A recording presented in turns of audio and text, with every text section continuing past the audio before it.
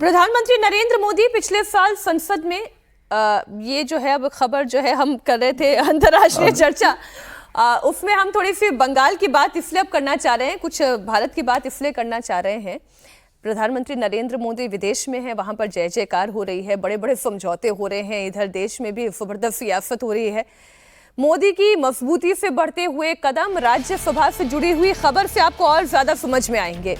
पश्चिम बंगाल में राज्यसभा की 3 सीटें खाली हुई और ये तीनों सीट पहले जो टीएमसी के पास थी, पिछले महीने ही सुखेंदु शेखर रॉय, सुष्मिता देव और प्रकाश बराइक ने राज्यसभा और टीएमसी दोनों से इस्तीफा दे दिया। मतलब आप ये सुनते ना चटमंगनी पट ब्याह तो ये चट इस्तीफा और पट नाम एंट्री आ चुकी है। वो तीनों नाम आपके सामने, सुखेंदु शेखर रॉय, सुष्मिता देव और साथ ही प्रकाश बराइक।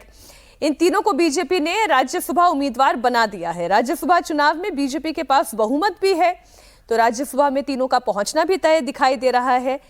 अब संख्या की अगर बात करें तो वो संख्या सज्जन जी बता देंगे। निश्चित तौर पे अभी तो राज्यसभा में तो 150 अभी इनके पास है और लगभग 2/3 ये मैनेज कर लेंगे।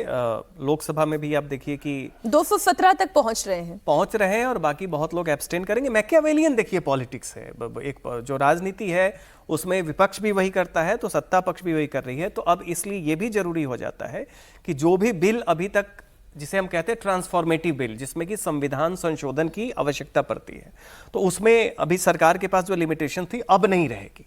2029 तक इनके पास रास्ता खुल गया है।